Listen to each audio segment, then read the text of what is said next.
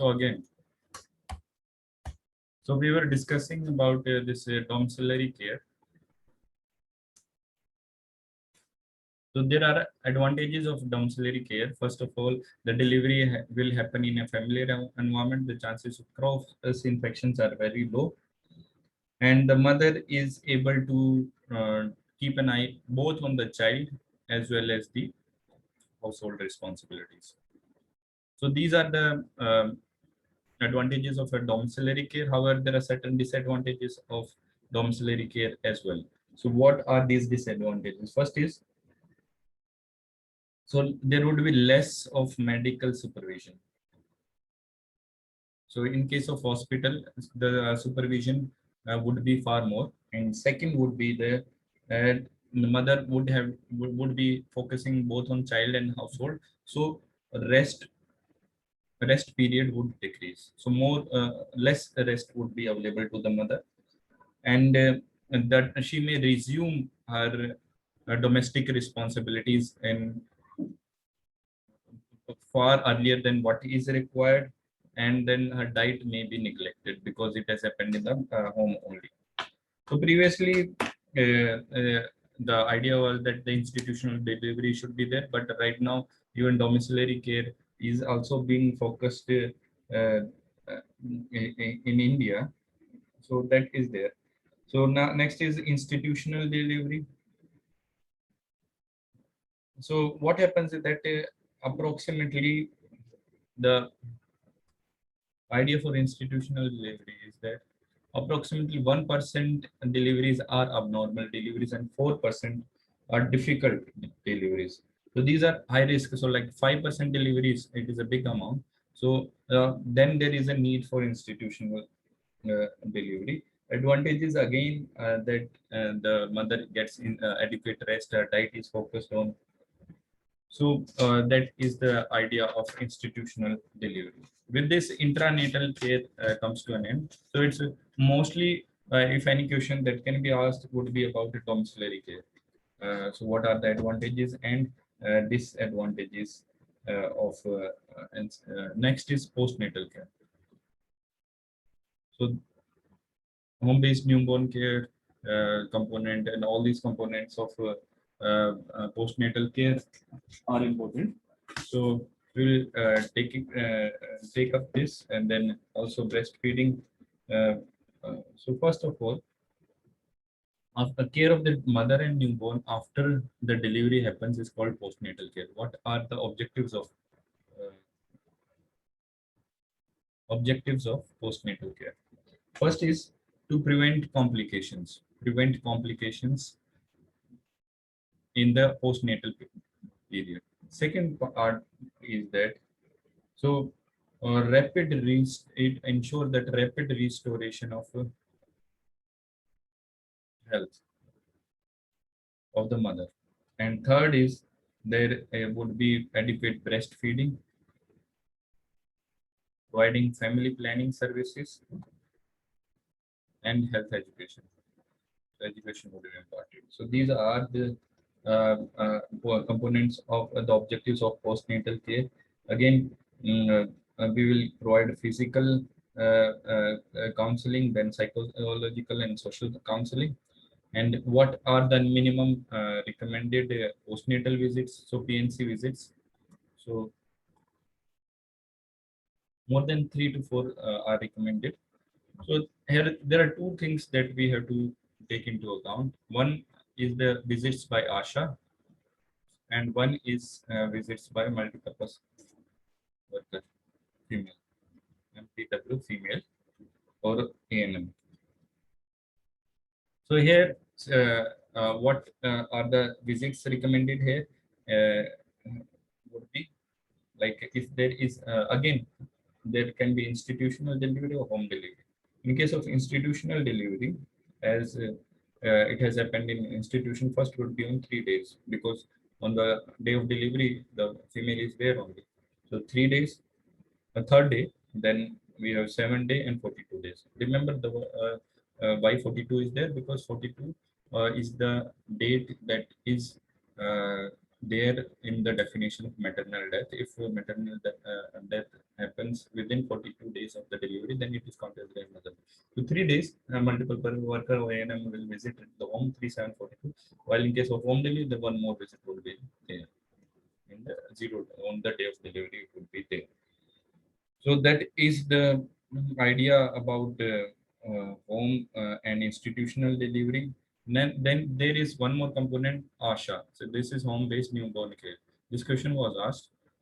So what is the number of visits? In case of institutional delivery, 6 visits are there. In case of home delivery, 7 visits are there. So again, so first there would be 3, 7. Again, 3, 7 is the same, and 42 is also the same. So this leaves with 3 more. So 7 to the 14 and 21 and 28. So these are multipliers of 7. So 14, 21, 28. So in case of home delivery, one extra would be there. That is on day 1. The rest would be the same 3, 7, 14, 21, 28, and 42. So this is a component of home-based. How many visits are to be given in postnatal care visits are to be given. So that is that. Now we can move on to the neonatal care.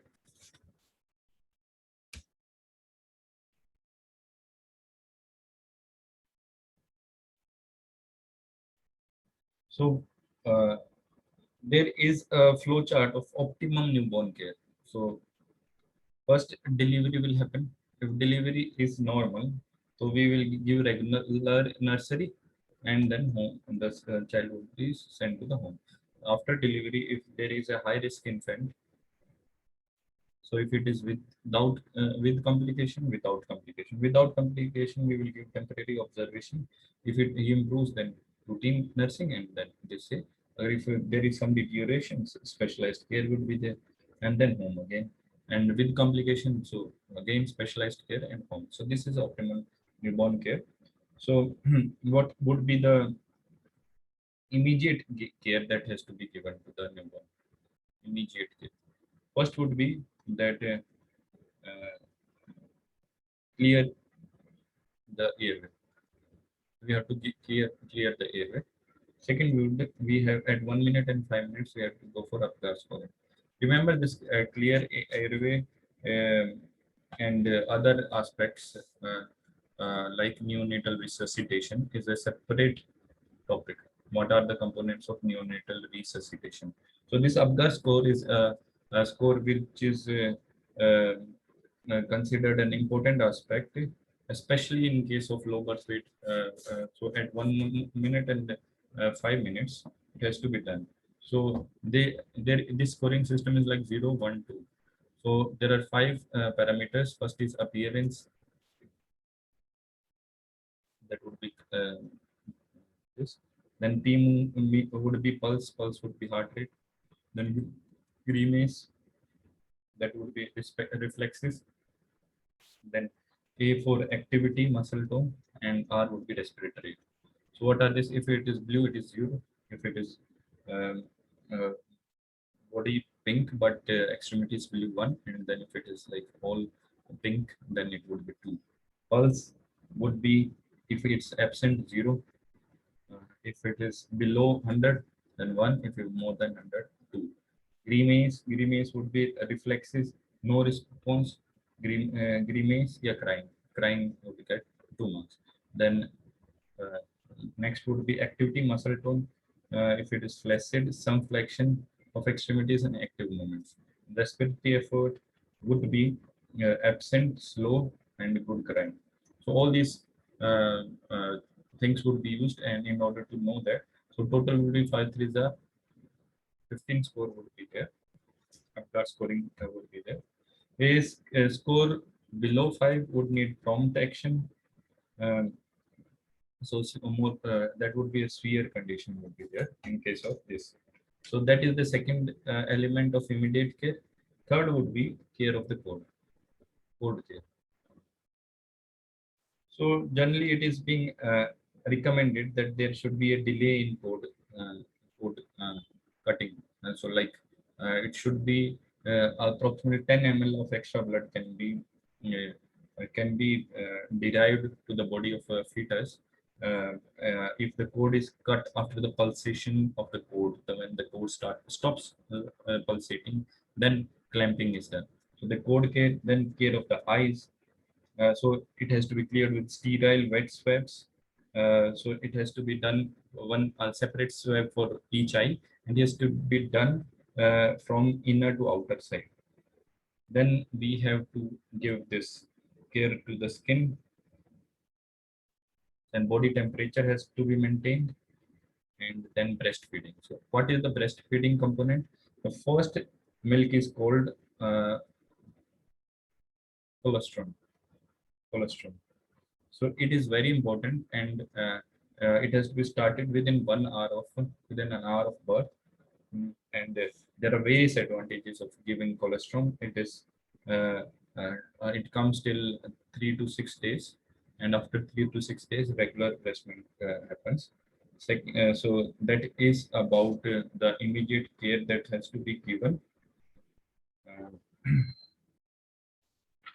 so afterwards, let's move on to the second component, at risk. Again, the at risk approach that is used in reproductive, the obstetric component is also used for the neonatal component, where at risk infants which are having low birth weight and all these components are given priority.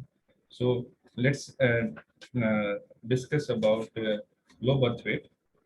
So within this low birth weight, we will be discussing about this thing, uh, what we call as breastfeeding,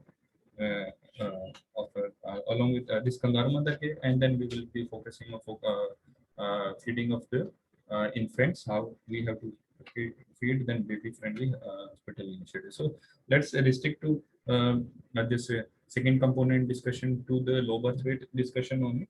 So first of all, there is an international agreement. What is low birth weight? If the weight of the baby at birth is less than 2.5 kg, irrespective of the period, whether it's preterm, term, or postterm, it's low birth weight. So we know what is preterm. Preterm is less than 36 to 7 weeks, and then term is 37 to 42 weeks, and postterm is will be more than 42 weeks. So that is the point. Now, so there is what within low birth weight, it can be to preterm babies.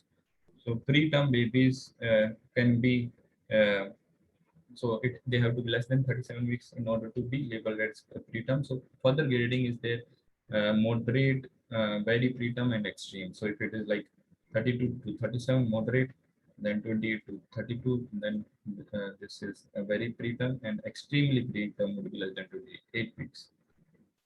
So, what are the causes of preterm baby? It's basically divided into two parts: spontaneous preterm birth, and second aspect is that the provider initiated preterm.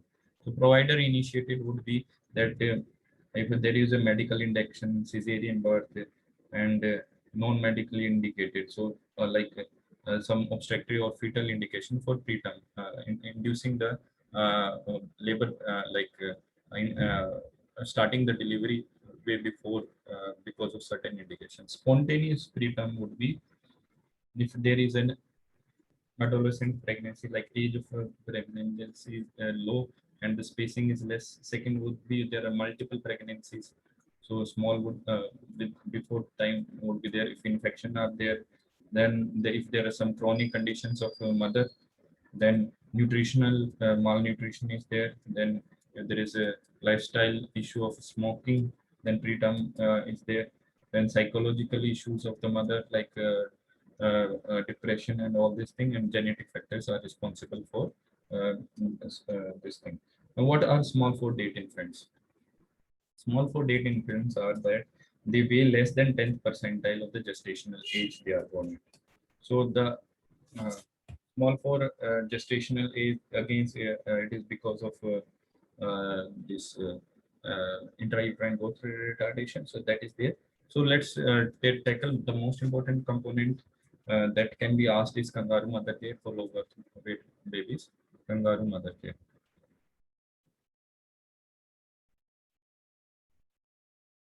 So it was first of all started in Colombia by Dr. Hector Martinez and Edzar Ray. So Dr. Hector and EDSA. So they started, and then later on it was adopted. And there are four components of kangaroo mother care.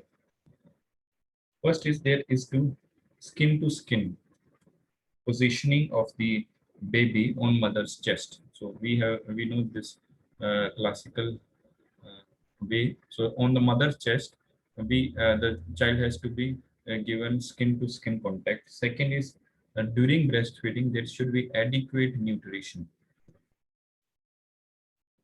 Then third element is there would be ambulatory care because there would be earlier discharge from the hospital. And fourth would be uh, support the mother and her family in caring for this care.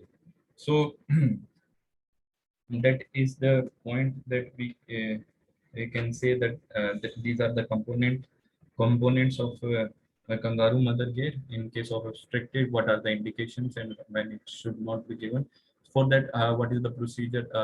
Like front opening gown should be there. It should be done in culturally appropriate clothing. So that kind of point is there. So four components of kangaroo mother care: the elaboration about skin to skin contact, what should be the position. So this is about low birth weight. Now let's move on to some topic which is frequently asked, and that is feeding of infants, especially the breastfeeding. Breastfeeding. So there are three aspects that are to be tackled with regard to the breastfeeding. First point is that what are the advantages of breastfeeding? Then point is uh, what are the like how is it breast milk is different from cow's milk. And third would be baby friendly hospital initiatives. So these are the broad areas under which breastfeeding can be asked. So what are the advantages of breastfeeding? So there are close to 10 advantages. So we have to remember these advantages. First advantage is that it is safe, clean, and hygienic, uh, uh, like food available at the correct temperature, like 37 body temperature. So at right temperature, a clean, safe, and hygienic milk is available to the infant. So that is an advantage, and it fully meets the nutritional requirements of the baby. Third aspect is not only it's fully meats it, it is highly digestible and digested completely and utilized properly by both like term babies also preterm babies also. Then these are the general advantages, so like the quality of it. Then fourth point is that so if sucking of the breast is done by baby, it helps in development of jaws and teeth. Then it protects from malnutrition, so in a way reducing mortality. So, and there are certain biochemical advantages also. What are biochemical advantages? It prevents hypocalcemia. Calcium is there. Hypomagnesemia. Both calcium magnesium is prevented. Problem biochemical advantages are given, and then there are this. So it protects the baby from chances of obesity.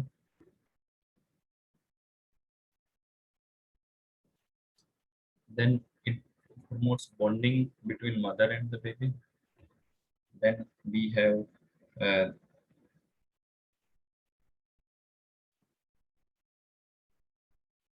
so some other components are also there. So after the birth, if the lactation amenorrhea is there, it helps in spacing also. Spacing is also there. Then uh, it helps. It has certain special fatty acids in breast milk that helps the baby in development of IQ. So in fact, IQ of breastfed infants is 8 points higher than that of those which are not fed on the breast milk.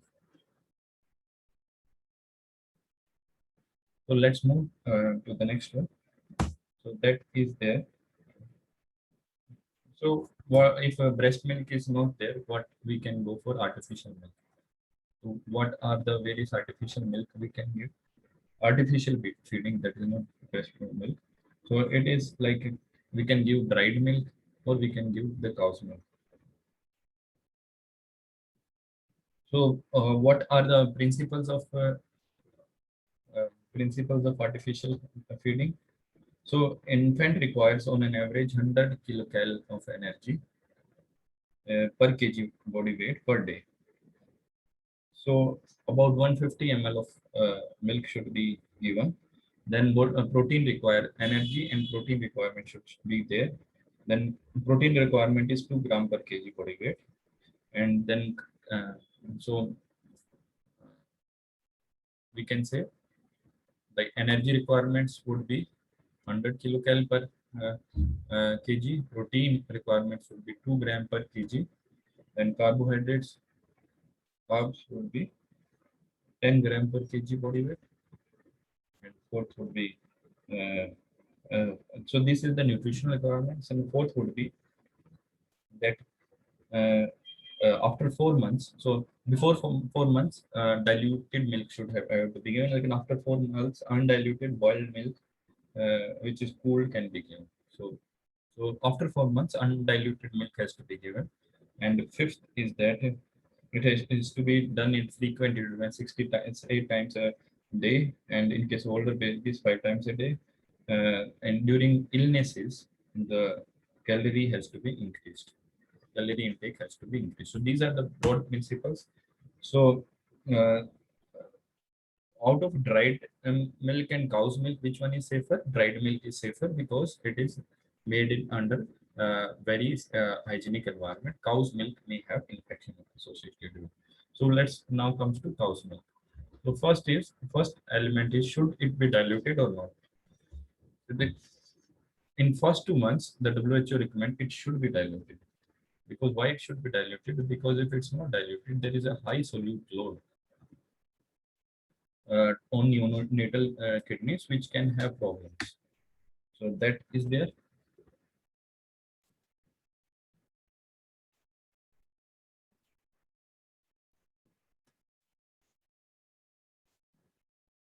So here we were.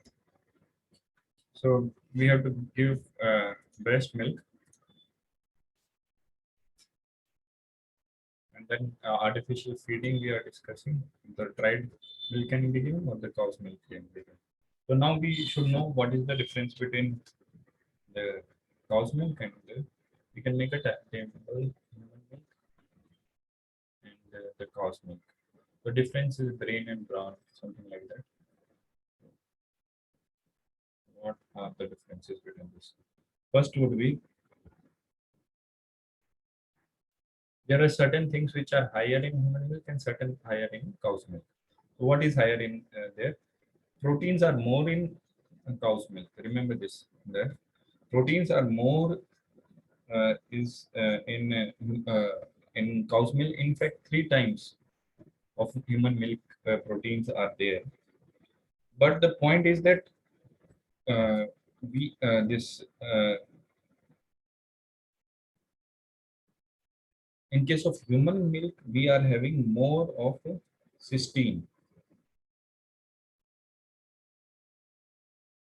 So out of these amino acids within proteins, more cysteine available here, more methionine is there. And along with this, even though proteins are less in humans, but human milk, digestion is far better, because of which, so digestion is better digested. So because of which it meets all the requirements. However, digestion is less in case of cow's milk, and in fact, whitish curdy stool can be uh, can be seen in case of infants who are given cow's milk. So that is the point with regard to the proteins, that it is approximately 3 times that of human milk, and so that is the point. Next point would be the fats. So if we go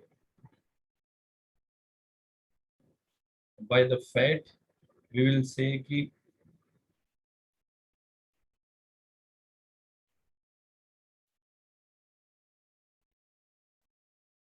so there is a quantity and quality.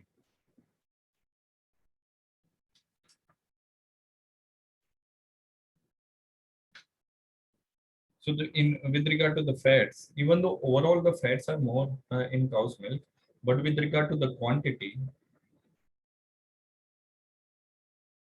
there are two advantages of fats in human milk, mother's milk. First advantage is that it is having better quality. So polyunsaturated fatty acids are more. In fact, especially linolenic acid and linolenic acid is there. And second is digestibility of the fats is more. So they are better digested in case of human milk. Third is with regard to the carbohydrates.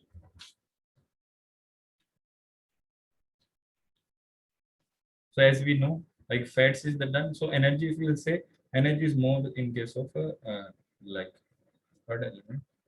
Energy would be more in case of cow's milk. No, fats are more. Everything so. Solutes are more. And fourth would be that water would be more in case of human milk. And fifth would be carbohydrates. Carbohydrates,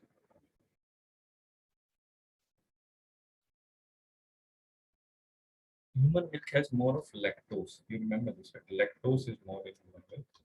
So that is an important element of carbohydrates. And with regard to the sixth is the most complicated one, vitamins and minerals.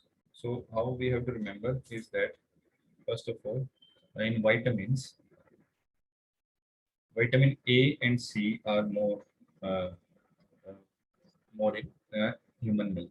And remember one more thing, something called vitamin D. So initially, it was thought vitamin D is not there in very low in case of humans' milk. So supplementation should be there given for vitamin D. However, now it has been found that vitamin D that is found in humans' milk, it is water soluble. Because of that, generally it is fat soluble. Because of that, it is better absorbed. So even though it is less, it is better absorbed. So there is no need in this regard. And second is with regard to the minerals. If we say minerals, one is with regard to iron. Iron. Second is other minerals, especially calcium, and there is other minerals copper, cobalt, selenium. So vitamins we know AC is more there, BD is more there in case of cow's milk. AC here, PD there. So minerals with regard to iron, we have to know that quantity wise human milk is more there. Bioavailability wise also human milk is there. So if there is a exclusive breastfeeding, so the iron deficiency anemia would not be there because both quantity as well as quality of iron in breast milk is far better.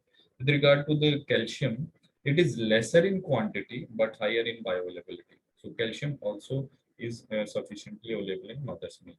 And copper, cobalt, and selenium are more in case of these minerals are more in case of mother's milk, and in case of cow's milk, sodium and potassium are more. So that is the broad idea about the comparison between cow's milk and mother's milk. The difference between uh, cow's and mother's milk with regard to dilution. So like proteins are very high. One idea has to be taken. Proteins are 3 times, but cysteine is more there. Fats, how it differentiate between qualitative differences of fats. That is the reason behind high IQ in the breastfed infants. And then with regard to the vitamins and minerals, especially with regard to iron and calcium, we have to take care. Next is we are having something called Baby Friendly Health Initiative of 2018. So this is like updated one. So it is an initiative by WHO and WHO and UNICEF in order to promote breastfeeding. So what are the steps of it? So there are 10 steps. First step has further 3 parts, 1A, 1B, 1C. So what is the first A circle? So first is they have to comply, the hospitals have to comply with the international regulations, International Code of Marketing of Breast Milk Substitutes, and relevant. So if the marketing should be as per the norms given at the international for the breast milk substitutes. Second is that there should be a, so this is with regard to substitutes. With regard to the breastfeeding, there should be a written policy of infant feeding that routinely communicated to the staff. And then there should be, along with this complying with international standards, the written policy, there should be a data management system in order to ensure that there should proper monitoring. So that is the first step. So that's a more administrative one. So next step would be second step. The second step is that staff should have sufficient knowledge and competencies so that breastfeeding is supported. So staff should have competencies. Third element is we have to discuss the importance and management. So it's like counseling. Discuss the pregnant women and their families about the importance of breastfeeding. Then fourth step would be uh, facilitate immediate and uninterrupted skin to skin contact and start the breastfeeding as fast as possible. So first we have to discuss, then facilitate an immediate skin to skin contact and breastfeeding. Fifth would be supporting the mothers. So this would be skin to skin contact mostly, and then supporting the mother in order to start the breastfeeding and maintain the, so initiate and maintain the breastfeeding. That would be the fifth step. And sixth step is not giving breast milk, breastfed milk, other things. So that is there. Then so that is like giving breast milk. Fifth and sixth would be giving breast milk and not giving other milk, other things during breastfeeding.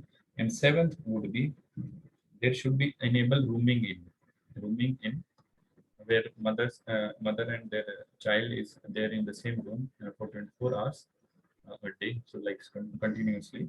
And then eighth would be if the infant is giving certain cues with regard to feeding, help mother to identify those cues.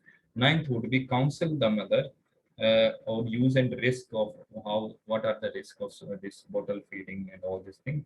And after discharge, we have to coordinate with the other agencies in order to ensure that these practices are there even at the home when the mother goes back. So first step has further three parts: 1A, 1B, 1C. 1A is about complying with the international codes relating to breast milk substitutes, institution having a written policy and a data management system to deal with this thing monitoring. Then second step would be staff should be knowing all the technologies and all this thing. Mother, and then we start with the mother. So everything else is about mother. So initially, for the lady pregnant, we have to discuss this thing that we have to discuss the importance of breastfeeding. Then we have to facilitate immediate skin to skin contact because only then breastfeeding would be there. Then supporting the mother in order to initiate and maintain breastfeeding. Then not giving other things to breastfed infant, practicing rooming in, then helping after rooming in, so infant would give cues, so help the mother identify those cues, and then finally counseling that there are disadvantages to bottle fed feeding and during discharge we have to coordinate the discharge. So that is the baby friendly health initiative. So with this, I think the uh, uh, neonatal, especially obstetric and neonatal newborn care is there. Next element would be the child related services and the health programs at the international and national level, especially